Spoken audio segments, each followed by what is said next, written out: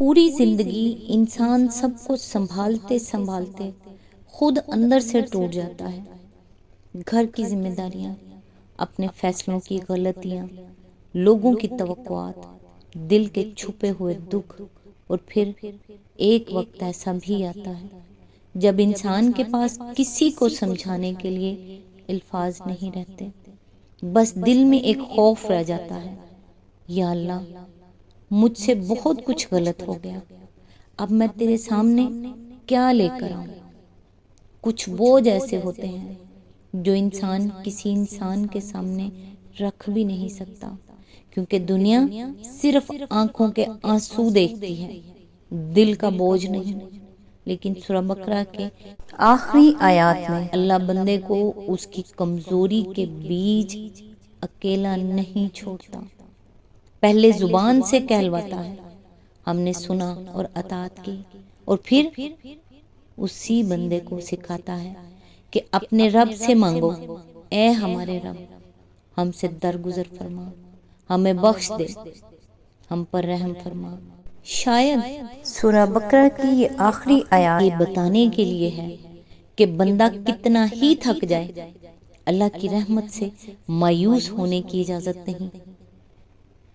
السلام علیکم، آج انشاءاللہ سورہ البقرہ کی آیت نمبر 285 سے سٹارٹ کریں گے۔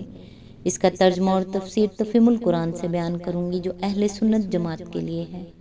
یہ دونوں آیات پوری سورت کے اختتام کو ایک خاص کیفیت دیتی ہیں، ایمان، اطاعت، اپنی کمزوری کا اعتراف، مغفرت کی طلب اور اللہ کی مدد پر بھروسہ۔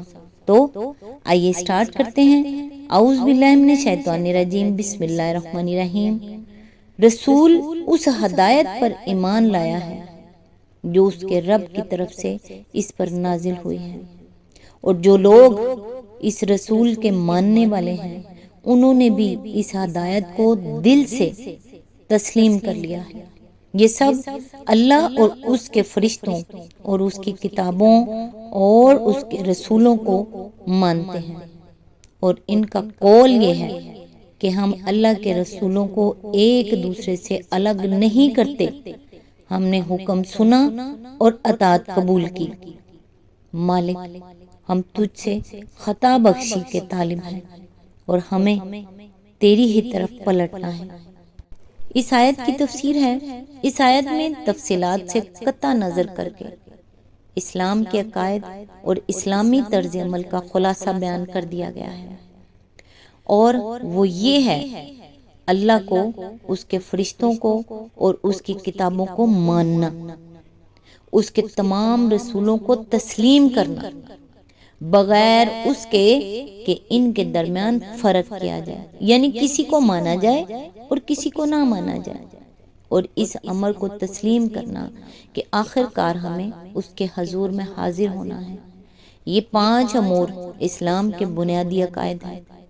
ان عقائد کو قبول کرنے کے بعد ایک مسلمان کے لیے صحیح طرز عمل یہ ہے کہ اللہ کی طرف سے جو حکم پہنچے اسے وہ بصر و چشم قبول کرے، اس کی اطاعت کرے، اور اپنے حسن عمل پر غرور نہ کرے، بلکہ اللہ سے عفو درگزر کی درخواست کرتا رہے۔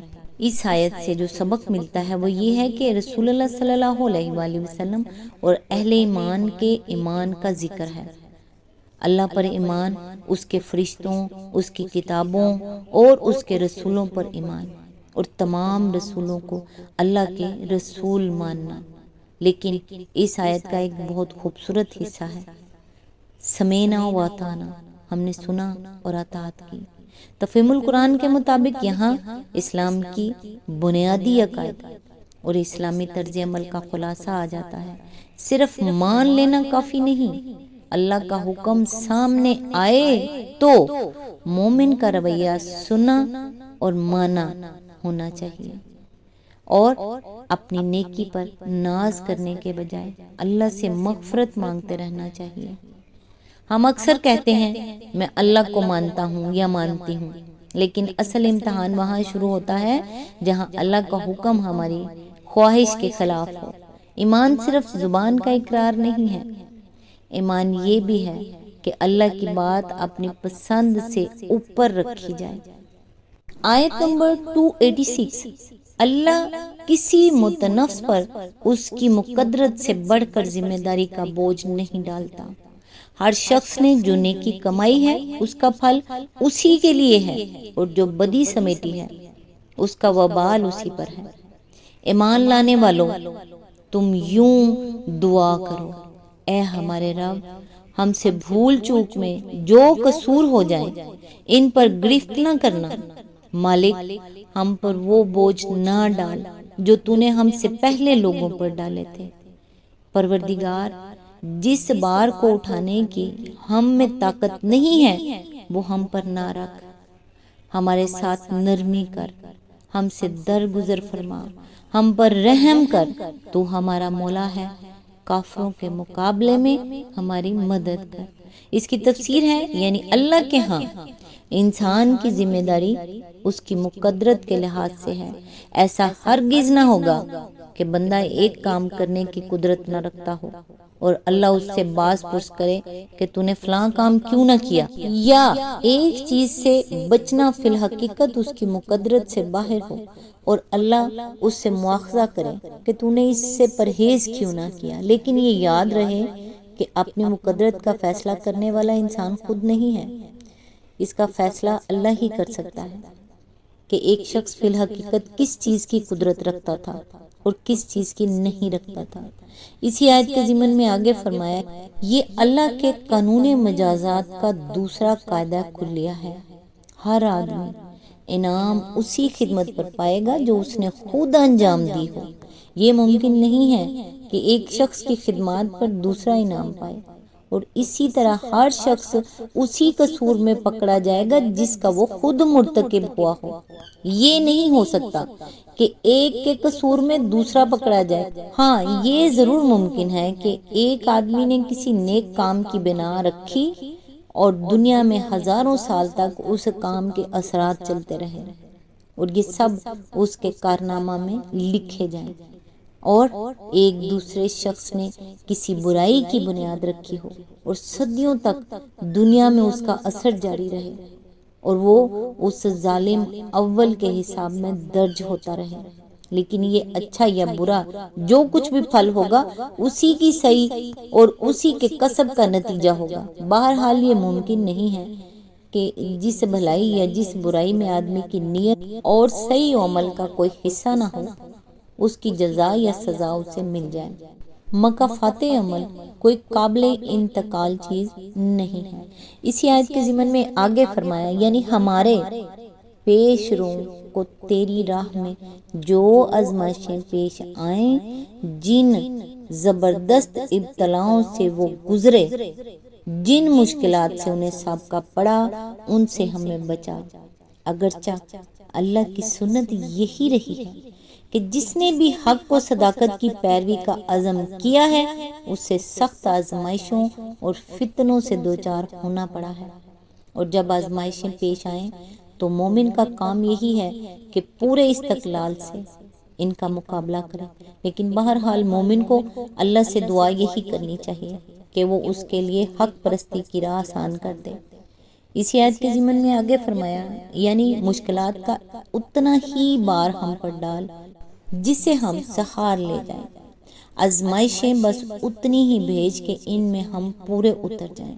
ایسا نہ ہو کہ ہماری قوت برداشت سے بڑھ کر سختیاں ہم پر نازل ہوں اور ہمارے قدم راہ حق سے ڈگمگا جائیں۔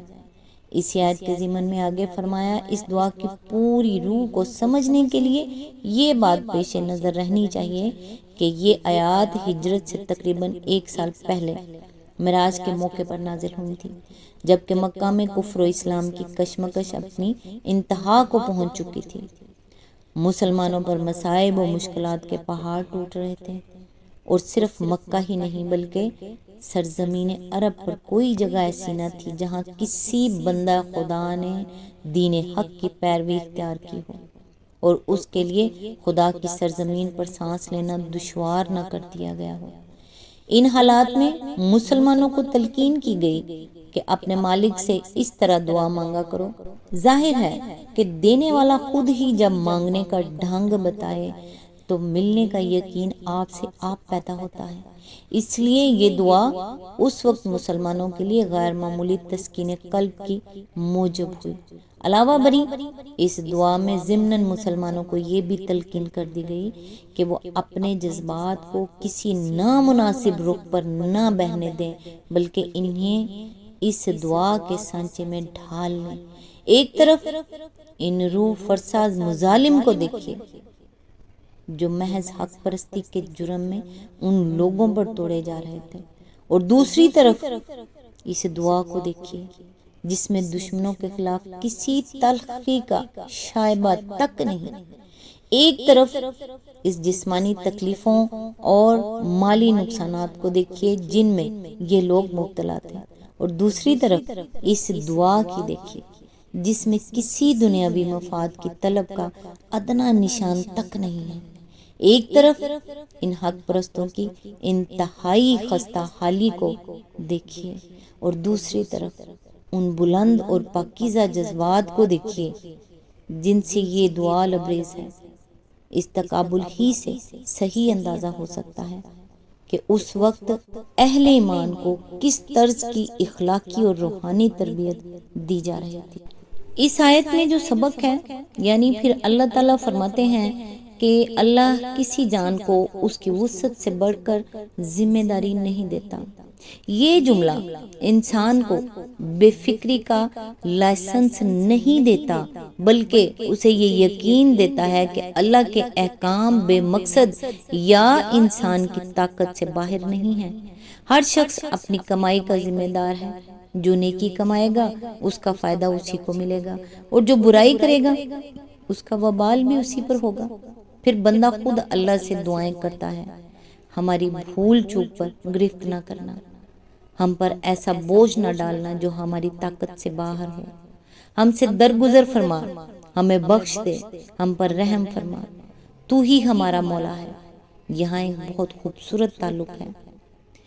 اللہ ذمہ داری دیتا ہے، انسان کوشش کرتا ہے، پھر اپنی کمزوری مان کر اللہ ہی سے مدد مانگتا ہے۔ کبھی زندگی کا بوجھ دیکھ کر یہ نہ سمجھیں کہ اللہ نے آپ کو چھوڑ دیا ہے۔ آپ کو اپنی طاقت کا اندازہ نہیں ہے، اللہ کو ہے۔ اور جب انسان اپنی کمزوری تسلیم کر کے اللہ کے سامنے ہاتھ اٹھاتا ہے تو یہ کمزوری نہیں ہوتی، یہ بندگی ہوتی ہے۔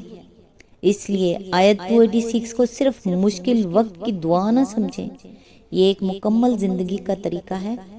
کوشش کرو، اپنی ذمہ داری ادا کرو، غلطی ہو تو معافی مانگو، اور جہاں اپنی طاقت ختم ہو وہاں اللہ سے مدد مانگو۔ رسول اللہ صلی اللہ علیہ وآلہ وسلم نے فرمایا، جو شخص رات میں سورۃ بقرہ کی آخری دو آیات پڑھ لے وہ اس کے لیے کافی ہو جاتی ہیں۔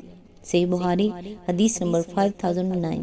یہی وجہ ہے کہ ان دونوں آیات کی خاص فضیلت بیان ہوئی ہے، اور یہ سورت کے اختتام کو بھی ایک خوبصورت روحانی کیفیت دیتی ہیں۔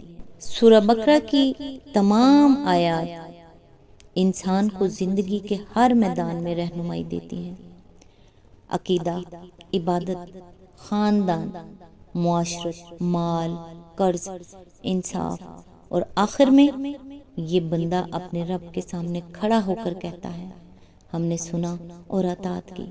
پھر اپنی کمزوری بھی مان لیتا ہے، اے ہمارے رب ہم سے درگزر فرما، ہمیں بخش دے، ہم پر رحم فرما۔ شاید یہی سورہ بقرہ کا سب سے خوبصورت اختتام ہے۔ قرآن ہمیں کامل بننے کا غرور نہیں دیتا، بلکہ اللہ کے سامنے جھکنے والا بندہ بناتا ہے۔ سورہ بقرہ یہاں مکمل ہوئی۔ نیکسٹ انشاءاللہ سورہ آل عمران کی آیت نمبر 1 سے سٹارٹ کریں گے۔ تب تک کے لیے دعا میں یاد رکھیے گا۔ اللہ حافظ۔